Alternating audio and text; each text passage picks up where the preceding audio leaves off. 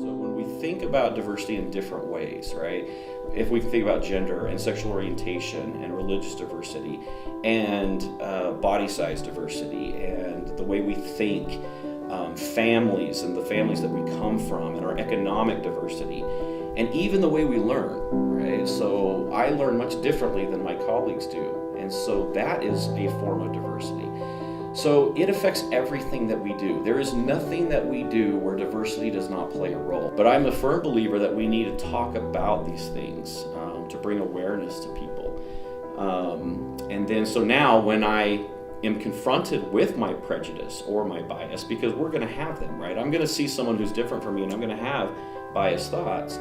But now I can check myself. I can check those lenses and say, okay, why am I thinking that? How can I reframe that thought? And how can I learn from this person because they're different? We have this saying, right, that in America we live to work, and in Spain we work to live. Like usually what African parents want for their kid is like, I want my kid to be a doctor. I want my kid to be a judge. I want my kid to be like someone working the law and everything. So we don't see parents saying that, oh, like, do whatever you want. But here, you can be whatever you want. But in Africa, you have to be this and that. Here, I think everyone is like, have a positive attitude on things. They have a positive attitude. That's why they succeed. They succeed. It is more progressive country than where I am from, and you know, it's a land of opportunity. So, what are the reasons you came to America? Reasons when I married him, I married Mark, my husband. So first reason was like because it was not safe, and the second reason was for school. What I wanted to do, I couldn't do it back in Africa because we didn't have it. The reason why I came to the U.S. was because I'm originally from Spain, and then in 1982 we had a new government change. The Socialist Party came over, and there was a lot of educational reforms. And when I tried to get an education, going back to school was never in session. It was just purely Reformation, and it was very painful. And so at one point in time, someone came to me and said, well, why don't you go to the U.S.? When I take my students abroad, I actually do pre-orientations with them, and we talk about culture shock, and we talk about the cultural adaptation model and the different stages that you might go through. The first stage is the honeymoon stage, right, where you get to a new place and you think, oh, this is great, I'm going to love it here, look at this is so exciting. The next stage is a little bit tougher, right? You start to miss home. You start to realize, my gosh, I can't eat the things that I want to eat all the time, or this is really different, I can't go out at night, or whatever it may be, and it starts to be tough, and you start to get homesick. I had a culture shock. The kids here in the U.S., when I first came in here, the kids just doesn't say, what do you call that, Mr. or Miss, or yes ma'am, or yes sir, and that was new to me. Respect is a big thing in the Philippines, and you have to be polite. To me, the biggest cultural adaptation was space. Everything seemed so far away, that everything was so large, so vast, so, why so far away? It takes me an hour just to go to one place, right? Then you also have sometimes language. And if English is your second language, then it creates different kinds of opportunities for you to learn and to be successful. I speak French, Lingala, Swahili, a little bit of Kiluba, some word in Chiluba, and Afrikaans and Zulu. Seems like 7. oh my God. Yeah, I know it's hard. Were you surprised when you came to America and we only speak one language? Yeah, it was weird. I thought I was like lost because everybody was speaking one language, and that was the only language I didn't know how to speak, so it was weird. I understand Tagalog better than he can. She's just more verbal about it. Yeah, I can understand it better than you do.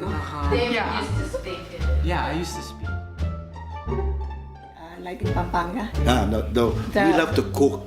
It's not just eating, but we love to cook. Every province has its own specialties. Yes. Definitely a lot more rice than American families. Like the other day we didn't have rice and we were like, we can't eat dinner without rice. Lumpia, adobo, pancit. Puto. Mom has her fish oil that I can't stand. Where we are from, we are an open book people. So someone knock on your door and you're eating, they said, oh, come in and eat. You know, it's like we have food for everybody.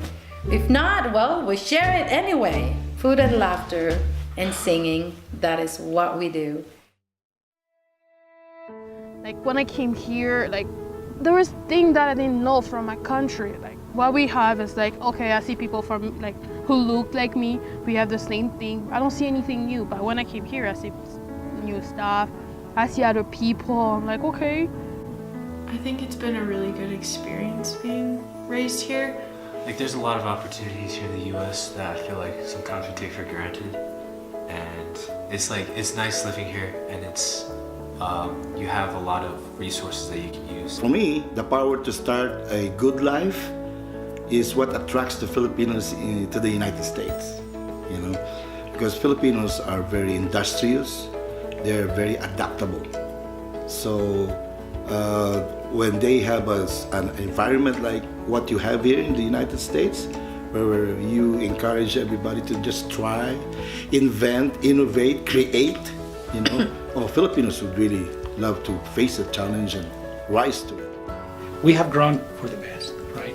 And I think we're moving into the right direction.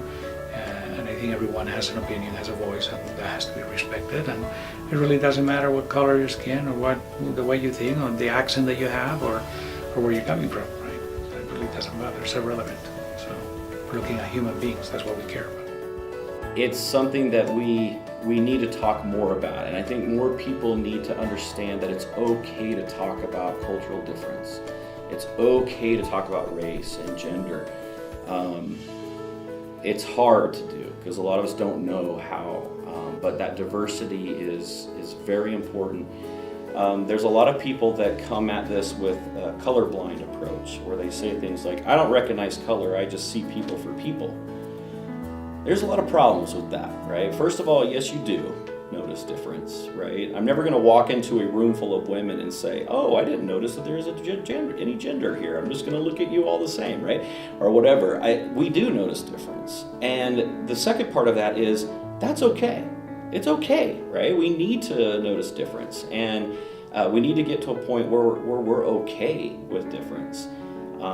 And so the more we talk about this, the more you do projects like this and we learn about it, I think it's just good. And it's going to make us a stronger campus community. So thank you.